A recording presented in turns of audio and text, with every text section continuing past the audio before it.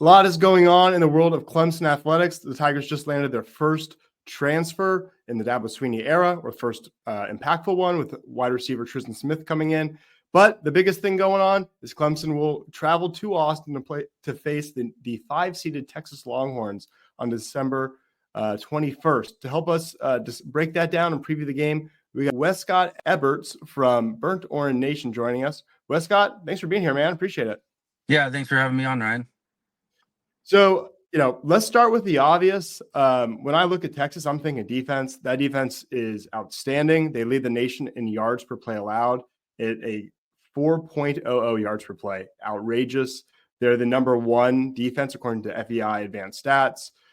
In the last couple of games, the teams can't reach, but not even 20 points unless it goes into overtime. I mean, they're just dominant. What makes them so dominant?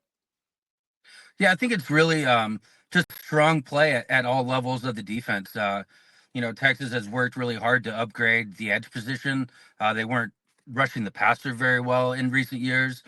They've gotten really good development at defensive tackle. Alfred Collins and Vernon Broughton stepping in for Byron Murphy, and T'Vondre Sweat have really stepped their games up.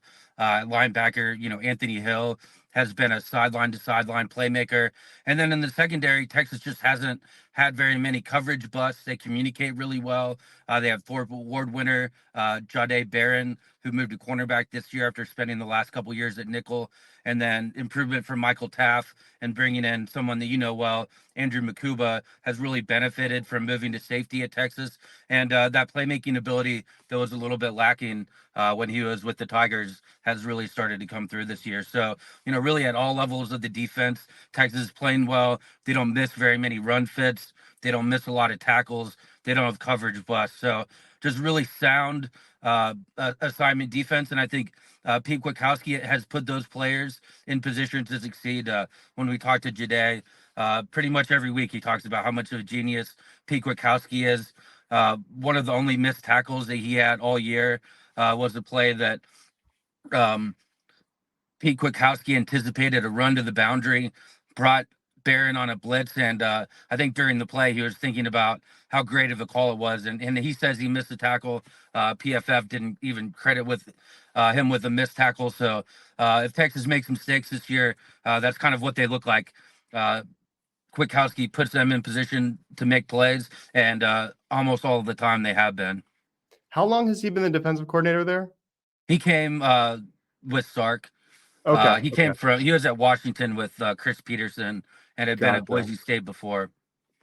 Gotcha. So one guy you mentioned I wanted to ask about was Andrew Mukuba. He was really good for Clemson his freshman year. He was honestly abysmal his sophomore year at Clemson. He was playing the nickel. He wasn't healthy, but nonetheless, he was really bad. As a junior, he was better.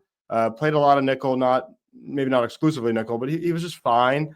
It sounds like, and from the couple of games I've watched of Texas, it sounds like he's really elevated probably to where he was as a freshman and beyond that. How good has he been for you all? Yeah, he's been really incredible. He kind of banged up his knee in the Georgia game. Didn't play the game after that against Vanderbilt. And kind of had to work his way back. But, I think one of the things that's been really beneficial for the Texas defense is that Barron, Michael Taft, the walk-on from Austin Westlake, who was a second-team All-American today from the AP, I believe, and Mukuba, they all used to train together. So those guys have known each other for a long time. They communicate really well. But I think what Mukuba has really done is that playing safety has really allowed his instincts to shine. And I think it's also allowed his physicality to come and play, running the alley, coming downhill, whether it's against the run or the pass. Well, Clemson doesn't lose a whole lot of starters to the portal. I think this is actually the only one that comes to mind. And so it stings a little bit to see him excel so well. Now I actually have to play him. So a scary defense. Now Texas' offense has been, I don't want to say bad, but it pales in comparison to the offense. Now Clemson's got Cade Klubnik at quarterback. He's got 3,303 passing yards. He's got 33 touchdowns to 5 picks. But for some reason, he doesn't have the cachet, the name brand that Quinn Ewers does. What is Quinn Ewers, assuming he's going to start and play the majority of the game, what does he bring to this quarterback matchup? Yeah, I think the thing that Quinn Ewers does really well is that his timing and accuracy in the short and intermediate passing game, are really elite. And Steve Sarkisian likes to have a really balanced offense. Unfortunately, they've really struggled with the running game. They've had some injuries at that position. They've had some issues. They want to major in outside zone. They've had issues in execution really across the board there. Penalties at sometimes, but Texas really wants to get playmakers the ball in space. Whether that's the screen game, swing passes, RPOs, intermediate routes. Sark loves to run a lot of deep crossing routes, the kind of the deep over. And Ewers throws all of those passes really well, and he can do it off platform. Sometimes that covers up for his mechanical deficiencies. He's been banged up this year, had an oblique strain that caused him to miss a couple games in non-conference play. In the first game in SEC play as well. Injured his Yeah. ankle against Kentucky last month, so he's been playing through that. Extremely tough player, but I think the thing that's been missing and that has frustrated some Texas fans is that his deep ball accuracy hasn't improved as much as you would expect from his recruiting pedigree, and then the 3 years that he's had in Sark's system. And I think probably some of that is not having Isaiah Bond healthy. The Alabama transfer is really the explosive vertical threat for Texas. DeAndre Moore has done that a little bit. He's been battling a turf toe injury, but Bond, has been battling an ankle sprain that he suffered against Oklahoma. Came back, was really good against Florida after a bye week, but he's just been continually aggravating that, and that's taken away some of the vertical threat that Sarkisian wants to have, and that's allowed teams to not have to devote extra people, to the running game and be able to sit deep with the combination of those struggles in the running game and not having that vertical passing threat that they would like. Now, is Isaiah Bond expected to be back and healthy for this contest? I would expect that he would play, but he wasn't practicing. He didn't practice last week. They held him out, and he wasn't going through practice today during a brief window that was open to the media. So I would expect him to play, but I think he's unlikely to be healthy for this game. Okay. Certainly not wishing injury upon anyone, but that certainly helps the cause for Clemson. One thing that kind of the general public's been talking about is, of course, Arch Manning. He hasn't. I mean, he's played. He's been good, but do you expect him to play a major role in this game? More of a gadget role? Like, how much play does he get? How does he change the look? Clemson's really struggled with stopping running quarterbacks. Kevin Jennings, SMU, was really good, not necessarily running the ball for rushing yards, but extending plays and passing. How much do we expect to see Arch, and what do we expect from him? What's different? Yeah, I'm not sure that I would necessarily expect him to play the kind of sub package role that he had for 3 plays against Texas A&M was kind of in the high red zone. The first play was successful. He ran for a 14-yard touchdown, broke a tackle on the edge, where his athleticism and contact balance really shone through. The next couple plays got kind of blown up after that. Texas has had some trouble, in the red zone recently. It was a big issue for Texas last year. They're improved through most of the year until some recent weeks. They're only averaging 2 yards per carry in the red zone this year. So that's been a real area of struggle for Texas. It's possible that Arch could come in for a few plays, against Clemson. Um, I'm not sure, how much Texas really wants to do that. If they want to, bring him in and give him an opportunity to throw the ball, I would think that's kind of unlikely.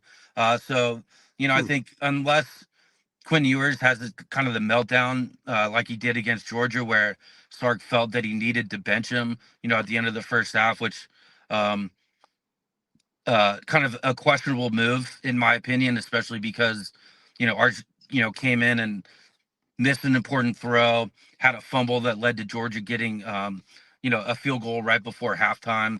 Yeah, I just wouldn't really expect, Arch Manning to have an impact or to see many, if any, plays in this game. Texas is going to ride with Quinn Ewers, and I think his health should be improved enough that he should be a little bit more mobile and hopefully be able to just be a little bit more mechanically sound than he was against Georgia. He's having some issues in the intermediate passing game. I'm not sure if that was his ankle or the oblique strain that originally caused him to miss time, but just didn't hit some throws that he's completed, over a course of a long time at Texas now. Gotcha. So, I mean, there's no doubt that Texas is a better defense and has accomplished more this season than Clemson. I'm not going to debate that or be a big homer about that. But I do think the matchup sort of works for Clemson in some ways because the Tigers really struggle to run the ball and they're good at passing the ball, and you're not going to run the ball in Texas anyway. Maffa is hurt. He's going to play through it. He's Clemson's really kind of their star position player, but he's banged up now. So he's really playing severely diminished. Jay Haynes, the backup, he tore his ACL. So Clemson doesn't have a lot of good options running the ball.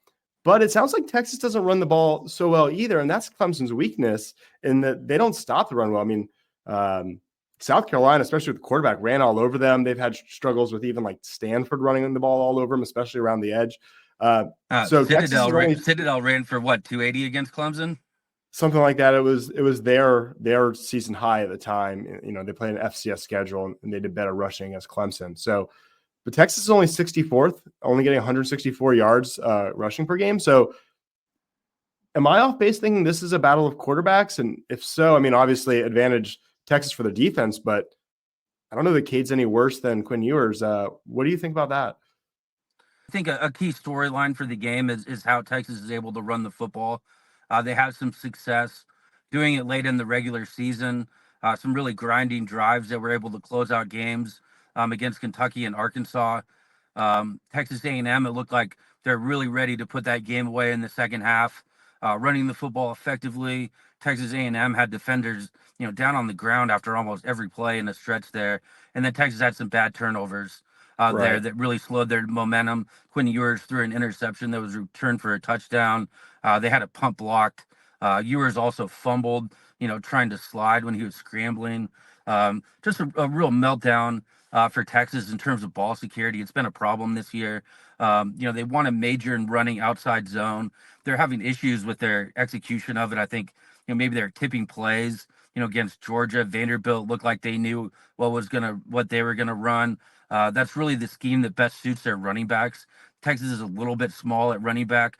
Jaden Blue and Quintravion Wisener are both about 200 pounds. And Texas, for whatever reason, possibly because they're just not great at blocking inside zone. They've had some success with the gap stuff that they run at times. But really, the key to the Texas running game is to be able to run outside zone. If Texas can do that, then I think that they have a chance to win this game. Perhaps even cover the spread, pretty easily. But Texas also struggled a lot with turnovers and self-inflicted mistakes, penalties. Clemson really takes care of the football well, and they force a lot of turnovers, plus 16 turnover margin for the Tigers. And that's been an area where Texas really struggled this year. And, they've kind of escaped a lot of accountability, for that, with the exception of the two losses to Georgia. But I think this is a game that if Texas is going to turn the ball over and Clemson is going to be, +2 or +3 in turnover margin, if Texas is going to have penalties in the running game that are going to get them behind the chains, or if they have trouble running the football, I think that's a real key for Clemson to have an opportunity to come into Austin and beat the Longhorns. Yeah, I mean, Clemson struggled specifically with the outside run. I mean, I remember Ashton Daniels from the quarterback from Stanford just running around the edge. So Clemson probably should have looked for a defensive end from the portal this past offseason, why they probably will this offseason. So that's certainly scary if that's their prime focus. I could see them having success there. So last couple questions here. Clemson in the regular season, they played 3 Power 4 teams that finished with 8 wins or more. Right? They played Georgia, who went 10-2, lost to them. Played Louisville, who went 8-4, lost to them. They played South Carolina, who went 9-3, lost to them. Then they took care of business against the bad teams. Now Clemson did go beat a really good SMU team. I know people will kind of dump on them and not believe in SMU. I think that's a great SMU team. So Clemson did finally earn one. Despite being in the SEC, they had a favorable draw. They only played kind of the same sort of draw. They played Georgia twice, lost to them both times, and they played A&M. They didn't really play anyone else Power 4 wise. It was a 8 or 9 or 10 win team. So we've seen Texas go 1-2 against good teams. Now, taking care of business against mediocre opponents certainly counts, and perhaps the mediocre of the SEC is better than the mediocre of the ACC. I won't doubt that. But I think, at least for Clemson, I still have some doubts about how good this team really is. We've only seen them beat one good opponent. I'm curious, do you have is it similar for you in Texas? I mean, is there any doubt? You've seen them beat A&M one, and that's their win, and they only scored 17. Are they maybe not this good, or are you pretty sold on them? Yeah, no, I mean, I'm not sure if I've looked at Texas's strength of schedule since playing in the SEC championship game. I think ESPN has them maybe somewhere in the 20s. It has been a questionable schedule. I think Texas really benefited just through mostly pure luck with how the SEC ended up structuring the schedule for the first year with Texas and Oklahoma in the league. I think those are all very legitimate criticisms. We had some Texas players today in their media availabilities talking about how many good quarterbacks they played. I'm not really sure who they're talking about. Diego Pavia, certainly a good quarterback.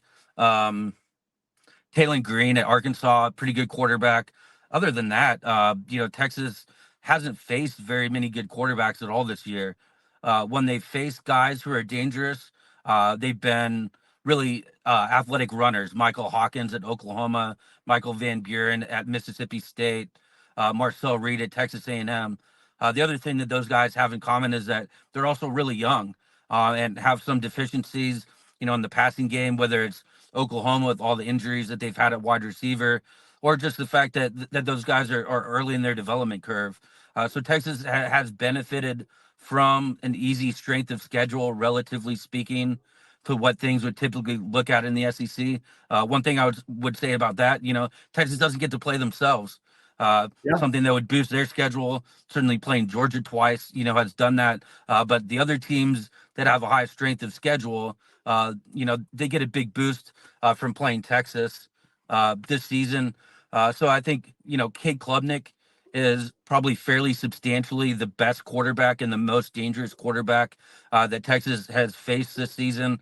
And it's going to be, a real challenge because, Bryant Wesco on the outside, I think they have another young wide receiver who's pretty explosive. Just that ability to produce big plays in the passing game is not something that Texas has really had to contend with this year, even though they've executed so well against the teams that they have faced.